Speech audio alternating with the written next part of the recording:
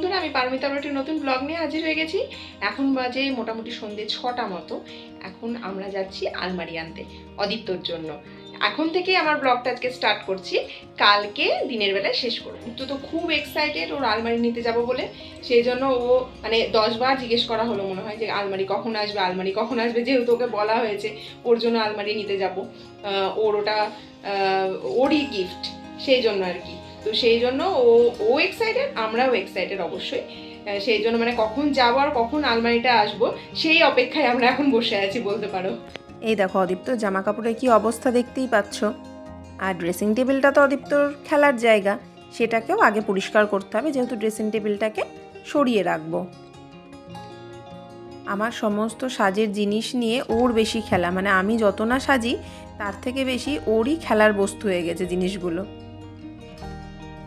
সবগুলোকে আপাতত একটা প্যাকেটের মধ্যে রেখে দিচ্ছি, কারণ ড্রেসিং টেবিলটা যেখানে আছে আর ঝুড়িটা যেখানে আছে ওখানে আলমারিটা রাখবো। বেশ বড় ধরো আলমারিটা, সেই জন্য ধরো শুধু ড্রেসিং টেবিলটা সরালে হবে না, ঝুড়িগুলোকেও সরিয়ে রাখতে হবে। আর ভেবেছি ড্রেসিং টেবিলটাকে ওই তোমার পাশে যে জানলাটা আছে সেখানে রাখবো। এখন দেখি কতটা জায়গা পাই, সেই অনুযায়ী ঠিক করবো যে কোথায় রাখবো। আর ড্রেসিং টেবিলটা সরাতে গিয়ে ধরো সব জিনিসপত্র পড়ে যাবে, সেই জন্য আগেই জিনিসগুলো আপাতত ড্রয়ারের মধ্যে কিছু আর কিছু প্লাস্টিকের মধ্যে ঢুকিয়ে রাখছি। আলমারিটা পছন্দ করে মানে ফটো দেখে অর্ডার দেওয়াই ছিল, এবার সেই জন্য চলে এসেছে বললো। এবার যদি আমাদের সঙ্গে এখনই যদি পাঠিয়ে দেয় তখন ধরো আর সব কিছু ঠিকঠাক করার সময় পাবো না, সেই জন্য আগের থেকে একটু মোটামুটি গুছিয়ে রাখছি, যাতে ওরা এলে ড্রেসিং টেবিলটাকে সরিয়ে ওখানটা আলমারিটা তাড়াতাড়ি করে রেখে দিতে পারি। আমি আর রতন যাচ্ছি আলমারিটা আনতে অদিত্যর জন্য। এই দেখো আলমারি শোরুমে চলে এসেছি, কত দারুণ দারুণ আলমারি আছে, দেখে মনে হচ্ছে সবই নিয়ে নিই, এত ভালো লাগছে দেখতে সব। চলো এবার বাড়িতে আলমারি চলে এসেছে। দেয়ালটার অবস্থা তো বুঝতেই পারছো যে কে করেছে, অদীপ্ত ছাড়া তো কেউ হতেই পারে না। ওখানে কোলাপসেবলটা আছে, আর যেহেতু ওয়ার্ড্রপটা আছে ঢুকাতে একটু অসুবিধাই হচ্ছে। আর কি বলতো, নতুন আলমারি তো মনে হচ্ছে কোথাও যদি স্ক্র্যাচ হয়ে যায়। নতুন জিনিসের প্রতি দেখবে আমাদের আলাদা একটু যত্ন থাকে বেশি। আপাতত ড্রেসিং টেবিলটাকে একদম এইদিকে টিভির পাশে ওখানটায় সরিয়ে রেখেছি, দেখি আলমারিতে কতটা জায়গা লাগছে তার উপর ডিপেন্ড করে তারপরে ড্রেসিং টেবিলটা কোথায় রাখবো সেটা ঠিক করব। যাক বাবা, অনেক দিন ধরে ভাবছিলাম অদীপ্তর জন্য একটা আলমারি কিনবো, সেটা যাই হোক হলো ভালো মতোই। অদীপ্ত তো নিজের আলমারি পেয়ে খুব খুশি। এই দেখো খুলছে, লাগাচ্ছে, যা ইচ্ছা তাই করছে। হাসিটা দেখো, আনন্দে হাততালি দিচ্ছে। আলমারিটা কেমন হয়েছে সেটা কিন্তু কমেন্টে অবশ্যই জানিও। অদীপ্ত মোটামুটি খুলতে লাগাতে শিখে গেছে, এবার সেটাই চিন্তা যে ও কতবার খুলবে আর কতবার লাগাবে। সেই জন্য আলমারিতে তালা লাগিয়েই রাখতে হবে। গুড মর্নিং বন্ধুরা, কালকে তো বেশিক্ষণ কথা হয়নি, তাই আজকে আবার নতুন করে ব্লগ নিয়ে হাজির হয়ে গেছি। আজকে তোমার শনিবার, সেই জন্য রান্নার খুব বেশি খিচিমিচি নেই। যদিও বা শনিবারেই যেন বেশি রান্না করতে হয় ভাত খাওয়ার জন্য, নাহলে ধরো অন্য কোনো বার যদি হয় তাহলে একটা মাছ মাংস ডিম হলেই যেন হয়ে যায়। শনিবারে কিন্তু বেশ একটা ভালো দেখে তরকারি করতে হবে, একটা ডাল করতে হবে, একটা ভাজাভুজি বা কিছু আর একটা জিনিস লাগে। যাই হোক, সেটার ব্যাপারে পরে আসছি। তোমরা তো দেখতে যে কালকে অদিত্য নতুন আলমারি এসেছে, তো সেই আলমারিটাকে প্রথমে গুছাবো, কারণ হচ্ছে অতনু বেরিয়ে গেছে ডিউটিতে, অদিত্য এখনও ঘুমোচ্ছে। ও যদি উঠে পড়ে তাহলে ধরো ঠিকঠাক করে আমাকে গোছাতে দেবে না, সেই জন্য আপাতত অদিত্যর আলমারিটাকে গোছাবো। আর যেহেতু আজকে 5 মিশালি ডাল করব, ছোলার ডাল দেবো যেহেতু সেটাতে, এবার ছোলার ডাল সেদ্ধ হতে ধরো অনেকটা সময় লাগে, সেই জন্য সব ডালগুলোকে অল্প অল্প করে দিয়ে একটু ভিজিয়ে রাখবো। প্রথমে ডালগুলোকে ভিজিয়ে নিই, তারপরে চলো অদিত্যর আলমারিটাকে গুছাই। কাগজে 50 করে অড়হরের ডাল আর কলাইয়ের ডাল রাখা আছে, সেখান থেকে অল্প করে একটু নিয়ে নিচ্ছি। আজকে যেহেতু শনিবার তাই মুসুর ডালটা শুধু দেব না, তোমরা চাইলে মুসুর ডালটাও দিতে পারো। আর আমি এখানে কাঁচা কলাইয়ের ডাল নিয়েছি, মানে বিউলির ডাল। অড়হরের ডাল আর কলাইয়ের ডালটা নিয়ে নিলাম, এবার দিয়ে দিচ্ছি ছোলার ডাল। মুগের ডাল তো আমার ভেজে রাখাই থাকে, সেই ভাজা মুগের ডাল একটু দিয়ে দিলাম। এবার দিয়ে দেব মটরের ডাল।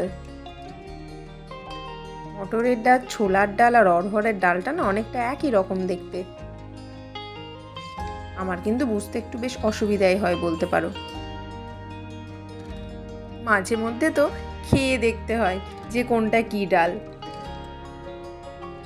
বিশেষ করে ছোলার ডাল আর মটরের ডাল, এই দুটো ডালের মধ্যে আমার খুব অসুবিধা হয়। এক্সট্রা ডালগুলো আপাতত ঢেলে ঢেলে রাখছি কোটোতে। নর্মাল বাটারই আমি ভিজিয়ে নিলাম, গরম জল ভিতরে দিয়ে দিই। আপাতত এটা ভিজুক, এই ডালগুলো আপাতত রেখে দিই।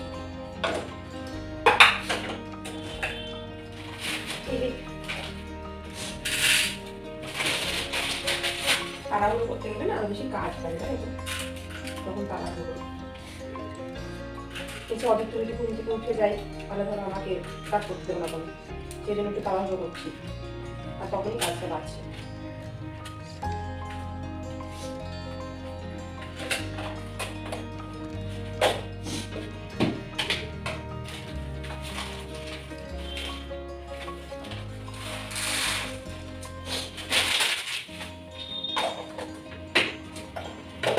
চা ডাল রইলো আমার আর রতনুর আরও 2 দিন হয়ে যাবে। এই দেখো অদীপ্তর কাঁচা যে সোয়েটারগুলো সেগুলো আপাতত এনে রাখলাম। আলমারিটাকে এবার একটু গুছিয়ে নেব। যদিও বা গোটা আলমারিটা এখনও ভরবে না, তাহলেও যতটা মানে দরকার ততটা আপাতত রেখে দিই। অদীপ্তর তো মোটামুটি যেগুলো প্রতিদিন লাগে না সেগুলো সবই গুছিয়ে রাখবো। এই দুটো থাকে অদীপ্তর রাখবো, আর এই দুটো থাকে অতগুলো রাখবো, আর উপরের তাকটাতে তোমার ফাইল টাইল কিছু এরকম দরকারি জিনিসপত্র রাখবো। খবরের কাগজ পেতে তার ওপর জামা কাপড় রাখলে না খুব ভালো থাকে জানো তো, সেই জন্য আপাতত খবরের কাগজ আমি পেতে দিচ্ছি। আর সোয়েটারগুলো যেহেতু অদীপ্তর আবার সে 1 বছর পর লাগবে, সেই জন্য খবরের কাগজের ওপর একটা টাওয়েল পেতে দেবো, দিয়ে সোয়েটারগুলো মানে শীতের পোশাকগুলো রেখে দেবো। আর যেহেতু অদীপ্ত ঘুমোচ্ছে সেই জন্য পাশে মশারিটা টাঙানোই আছে, তাই মশারিটাও দেখা যাচ্ছে। ও ঘুম থেকে উঠলে তারপরে মশারিটা খুলবো। আর যদিও বা ওর ঘুম থেকে ওঠার এখনও সময় হয়নি, বেশ অনেকটাই দেরি আছে। স্কুল থাকলে ধরো তাড়াতাড়ি উঠিয়ে দিতে হয়, এবার যেহেতু স্কুলে পাঠাচ্ছি না সেই জন্য একটু দেরিতেই উঠবে, ওই মোটামুটি ধরো 9:30 10টা এরকম। শীতকালটা গেছে বাবা, বাঁচা গেছে। আমার শীতকাল জানো তো মোটেই পছন্দ হয় না। ওই হাজার গুন্ডা করে জিনিস পরো, কোথাও বেরোনো যায় না, আর শীতে সেই ডিডি করে কাঁপো, তারপরে ঠান্ডা জল নাড়ো, ঠান্ডা জল নেড়ে রান্নাবাড়ি করা, আমার তো একটুও ভালো লাগে না। অদীপ্ত যেগুলো সবসময় লাগে না, আর শীতের পোশাকগুলো মোটামুটি গোছানো হয়ে গেছে, তারও দেখাচ্ছি। অদীপ্ত যেগুলো ধরো প্রতিদিন লাগে সেইগুলোকে অতনু বলেছে দেখো টিভির টেবিলটার নিচে যে এইখানটায় এই জায়গাটাকে একটু পরিষ্কার করবো, ওই বই খাতা অনেক কিছু আছে, অদীপ্তর বিভিন্ন খেলনা টেলনাগুলো আছে, ওই জায়গাটা পরিষ্কার করে ওই জায়গাটাতে রাখবো, তাহলে নিতেও ধরো সুবিধা হবে। ওই স্নান করে জামা চেঞ্জ করানো বা রাতে করানো বা দিনে করানো, তারপরে যে সমস্ত কাঁথাগুলো লাগে সেইগুলো ওগুলো ধর আলমারিতে ঢুকানো যাবে না, সবসময় ধরো বার করা সম্ভব নয় আলমারি খুলে খুলে, সেই জন্য ওইগুলোকে ওইখানটায় রাখবো। ওটা পরিষ্কার করে ওটা আজকে করতে পারবো কিনা জানি না, কারণ রান্নায় ঢুকবো ধর। আর এদিকে অদীপ্তরগুলো ভালোগুলো রাখা হয়ে গেছে, এবার অতনুরগুলো রাখবো। অফিসিয়াল শার্টগুলো যেগুলো ধরো ওর প্রায় দিনই লাগে, পরে যায় ডিউটিতে, সেইগুলোকে সেজন্য একটা মানে থাকে রাখবো, আর একটা থাকে তোমার জিন্সের যে প্যান্টগুলো বা এমনি যে প্যান্টগুলো ফর্ম্যাল প্যান্ট যেগুলো সেগুলো রাখবো। আর যেগুলো ধরো ভালো জামা এমনি বিয়েতে এই বাড়িতে পরে যাওয়ার জন্য বা পার্টি ওয়্যারের যেগুলো, সেগুলো আর একটা আলাদা করে রাখবো তাই ভেবেছি। এইভাবে আলাদা আলাদা করে রাখলে না খুব সুবিধা হয় দেখবে নিতে। আর এই যে ফাইলগুলো যেগুলো উপরে রাখবো বলেছিলাম সেইগুলো উপরে রেখে দিচ্ছি। আর নিচে তোমার একদম নিচে অতনো টি শার্টগুলো রেখেছি, আর 2-1টা পাঞ্জাবি আছে সেগুলো। এটা মোটামুটি সবই গোছানো হয়ে গেছে। ওই আলমারিটাতে বেশ অনেকটা জায়গা ফাঁকা হয়েছে, এবার বেশ আমি শাড়ি কুর্তা একটু বেশি করে কিনতে পারবো। যদি বা অতনুকে এই কথাটা বললে ধরো আমাকে ধরো আর একটু বেশি রাগাবে। যাই হোক সেসব কথা বাদ দাও। এই আলমারিটা তো এখনো অনেকটা জায়গা আছে, অবশ্য অতনুরও কেনা যাবে, অদীপ্তর তো অনেক কেনা যাবেই। তোমাদেরকে দেখিয়ে দিই চলো।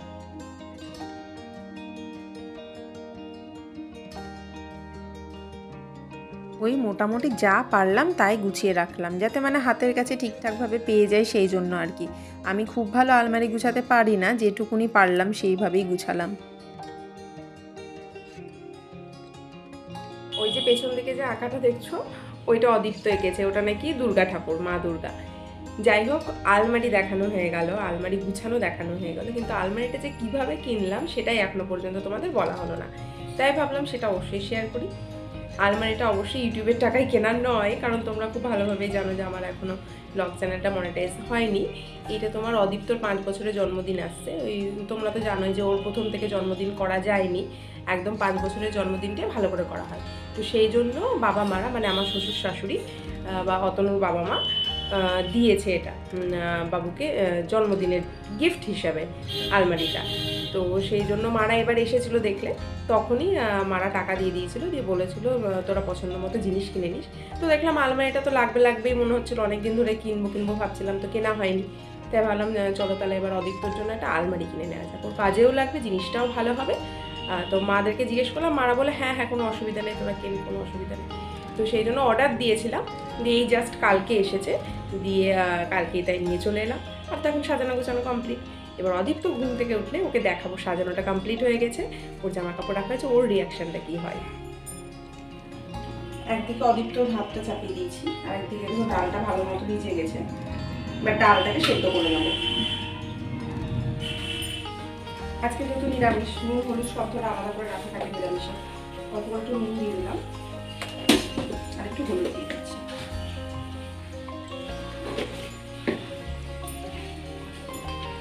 জল দিয়ে দিলাম।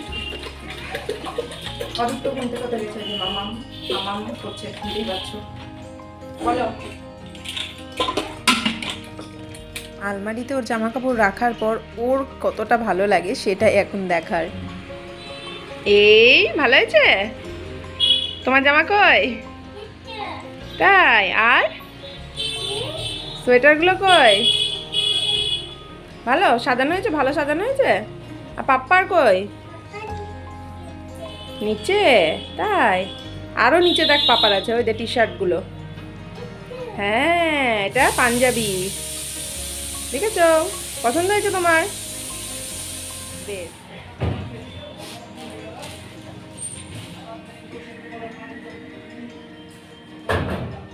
ড্রেসিং টেবিলটা তো কালকে রাতে গোছানো হয়নি, ওইখানে আলমারির পাশে তো জায়গায় হলো না রাখার মতো। মানে কি বলতো, রাখা যাবে তাহলে ছোট বারান্দায় যেখানে অদীপ্ত খেলা করে সেই দরজাটা না বন্ধ হয়ে যাবে, সেই জন্য ওখানে আর রাখিনি। আপাতত ওই বড় বারান্দার যে দরজাটা সেটা ক্লোজ করেই রাখা হলো, তাছাড়া আর কোনো উপায় নেই। ড্রেসিং টেবিলটা যেহেতু কালকে একদম পরিষ্কার করা হয়নি আর রাত্রিবেলাও ছিল ধরো, সেই জন্য আজকে দিনের বেলায় রান্নাটা চাপিয়ে ড্রেসিং টেবিলটা আপাতত প্রচণ্ড নোংরা হয়েছে ধরো, সবসময় মোছা হয় না সত্যি কথা, সেই জন্য ভাবলাম ভালো করে একবারে মুছে পরিষ্কার করে তারপরে জিনিসগুলোকে ঠিকঠাক করে গুছিয়ে রাখবো। একটা শুকনো কাপড় দিয়ে ভালো করে ঝুল টুল নোংরাগুলো ঝেড়ে নিলাম, তারপরে একটু নারকেলের তেল নিয়ে আর অন্য একটা কাপড়ে নিয়ে তারপরে একটু মুছে দিচ্ছি। কাঠের জিনিস তো ধরো নারকেল তেল দিলে বা কেরোসিন দিলে না খুব ভালো থাকে আর একদম চকচকো করে। জল দিয়ে কিন্তু কাঠের জিনিস কখনো মুছো না, একদম নষ্ট হয়ে যাবে তাহলে। গুছিয়ে তো রাখছি সবই ঝেড়ে ঝুড়ে, এখন কতটা গুছানো থাকবে সেই নিয়ে অবশ্য আমার প্রচুর চিন্তা, কারণ তোমরা তো জানোই যে অদীপ্ত ব্যাস খেলাধুলা শুরু করে দেবে, সব বার করবে, এখানে রাখবে ওখানে রাখবে, ছড়িয়ে ছিটিয়ে যা তা অবস্থা করবে। একমাত্র একদম মাথার ওপরে যে জিনিসগুলো রাখবো সেগুলোই একটু ভালোভাবে থাকবে।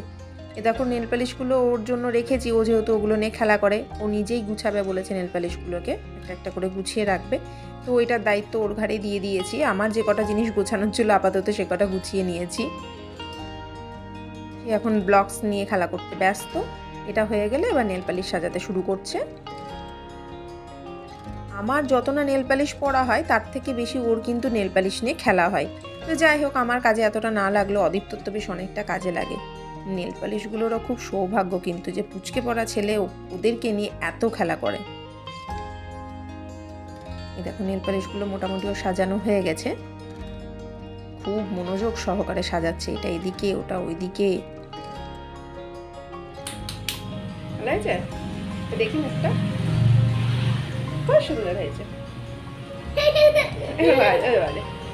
আদিত্য গুছিয়েছে সুন্দর করে নেল পলিশগুলো। ডালটা তো সেদ্ধ হয়ে গেছে, তাই ভাবলাম প্রথমে ডালটাই করে নিই। অল্প একটু সর্ষের তেল দিয়ে দিলাম, দিয়ে দিচ্ছি 5 ফোড়ন। এই 5 মিশালি ডালে হিং না দিলেই কিন্তু নয়। দিয়ে দিলাম শুকনো লঙ্কা, দিয়ে দিচ্ছি একটু বেশি করেই হিং দিয়ে দিচ্ছি, কারণ ডালে হিঙের গন্ধটা বেরোলে কিন্তু বেশি ভালো লাগবে খেতে। তেলটা মোটামুটি গরম হয়ে গেছে, একটু নেড়ে দিচ্ছি। এই দেখো একটা বাটিতে টমেটো আর কাঁচা লঙ্কা আমি কেটেই রেখেছি। তোমরা যদি চাও টমেটোটা নাও দিতে পারো, আমি টমেটো দিচ্ছি। টমেটো কাঁচা লঙ্কা দিয়ে দিলাম আর আদা বাটা দিয়ে দিলাম, আর দিয়ে দেব জিরে গুঁড়ো,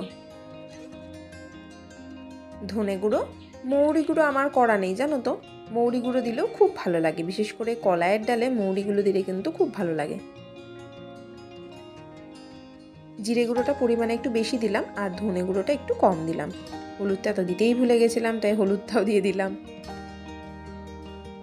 ডালে অবশ্য হলুদ আর লবণ দিয়েছি, সেই জন্য অল্প করেই আপাতত হলুদ আর লবণটা দিলাম। তারপরে আমি পরে একবার চেক করে দেখব, যদি মনে হয় কম হয়েছে তাহলে দিয়ে দেবো একটুখানি। অল্প অল্প করে ডাল দিয়ে না দেখো কত ডাল হয়ে গেছে, বুঝতেই পারিনি যে এতটা ডাল হয়ে যাবে। মশলাটা কষাবো বলে ডালের জলই একটু দিয়ে দিলাম এক্সট্রা করে, আর কোনো জল দিলাম না। এই দেখো তেল ছেড়ে গেছে, মশলাটা ভালো মতো কষে গেছে। এবার বাকি ডালটাকে একটু নাড়িয়ে নিয়ে দিয়ে দিচ্ছি। এবার ফ্লেমটা একটু হাই করে দেব, দিয়ে যাতে তাড়াতাড়ি ফুটতে শুরু করে। দিয়ে মোটামুটি 5 মিনিট মতো আমি একটু ফুটিয়ে নেব। দেখো বেশ ভালো মতো ফুটে গেছে, একটু গাঢ়ও হয়ে গেছে। এবার দিয়ে দিচ্ছি অল্প করে একটু চিনি। চিনিটা তবে অপশনাল, তোমরা চাইলে নাই দিতে পারো। এই যে অদিত্য ডাইনিংয়ে খেলা করছে, অদিত্যকে দেখছি, ওর সাথে কথা বলছি। আর করবো আজকে ঢ্যাঁড়স সর্ষে। ঢ্যাঁড়সটাকে আমি ভেজে নিয়েছি, সর্ষে আর কাঁচা লঙ্কা একসঙ্গে বেটে নিয়েছিলাম। এবার সর্ষে আর কাঁচা লঙ্কাটা দিয়ে হাই ফ্লেমে জাস্ট 1 মিনিট মতো রান্না করে নিলাম, দিয়ে নামিয়ে নিয়েছি। বড়িগুলোকে একটু ভেঙে দিয়ে দিচ্ছি। আমার তো বড়ি খেতে খুব ভালো লাগে, সেই জন্য বেশ অনেকটাই বড়ি দিচ্ছি। তোকে কে খেতে বলেছে? তুই তো খাস না বড়ি। আদিত্য বলছে আমার বড়ি খেতে ভালো লাগে না।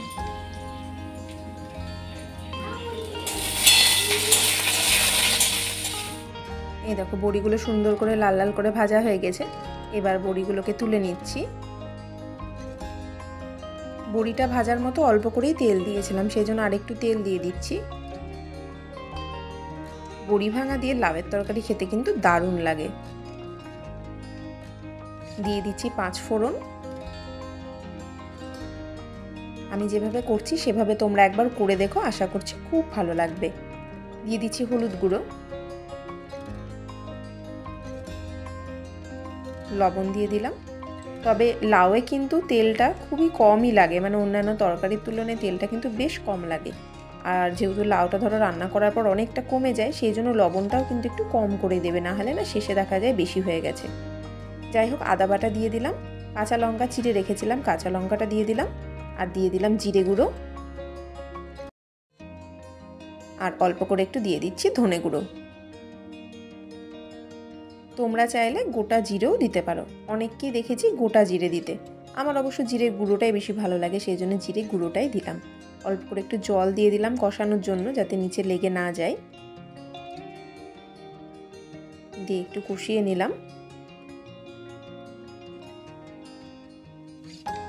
আর একদিকে ফ্রাইং প্যানটা বসিয়ে দিয়েছি, ওখানে একটু তেল দিয়ে দিলাম। দেখো মশলাটা মোটামুটি কষানো হয়েই গেছে। আজ যেহেতু শনিবার, অদীপ্ত নিরামিষ খাই, এবার সেই জন্য মানে ওকে কি করে দেবো সেই নিয়েও একটা চিন্তা।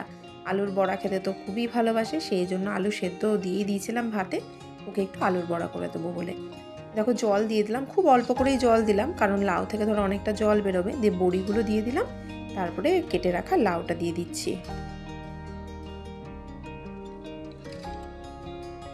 অল্প অল্প করে লাউ দিয়ে দিচ্ছি আর নেড়ে নিচ্ছি, একটু মিশিয়ে নিচ্ছি, না হলে না ভালো মতো মিশবে না, সেই জন্য একটু একটু করে দিয়ে মিশিয়ে নিচ্ছি। তোমরা তো দেখতেই পেলে যে কতটুকুনি জল দিলাম, তাতেই কিন্তু লাউটা ভালো মতো সেদ্ধ হয়ে যাবে। অদীপ তো এখন আলুর বড়া করা দেখে নিয়েছে, তাই বলছে আমার আলুর বড়া কখন হবে, আমার আলুর বড়া খেতে খুব ভালো লাগে। আসলে আলু খেতে অদীপ তো খুব ভালোবাসে, আলুর বড়াই বলো, আলু ভাজাই বলো, আর আলু সেদ্ধই বলো, আর তরকারির আলুই বলো। বলে না, অবশ্য ছোট বাচ্চারা সবাই আলু মানে খেতে খুবই ভালোবাসে। ধনেপাতা, জিরে গুঁড়ো, অল্প করে একটু ধনে গুঁড়ো, লবণ দিয়ে ওকে একটু আলুর বড়াটা ফ্রাই করে দিই অল্প তেলে, তাতেও খেতে খুব পছন্দ করে। লাউ তরকারিটা দেখো হয়েই এসেছে, শেষের দিকে একটু সামান্য চিনি দিয়ে দিলাম, দিয়ে একটু ভালো করে মিশিয়ে নিচ্ছি। বড়িগুলো কিছু কিছু ভেঙে গেছে আর ভালো মতো কিন্তু সেদ্ধও হয়ে গেছে। লাউ তরকারি রান্না কমপ্লিট। এবার এটা কয়েকটা বাটিতে তুলে আপাতত রেখে দেবো। দেখেই বুঝতে পারছো কতটা টেস্টি হবে খেতে। আর এই যে ডাইনিং এ অদীপ্ত খেলা করছে, ওর খাওয়া দাওয়া সব হয়ে গেছে, স্নান রান্না টান্না তো সব কমপ্লিট, তোমরা দেখতেই পেলে। অতনও বললো আধ ঘন্টার মধ্যে চলে আসছে। আজকে তাহলে ব্লগটা বন্ধুরা এখানেই শেষ করছি। আস্তে আস্তে কথা বলবো কেন? ব্যাটার কথা ঘুমাচ্ছে। ও আচ্ছা আচ্ছা আচ্ছা, তুমি ওকে বাই বলে দাও তো। Okay bye. Okay bye.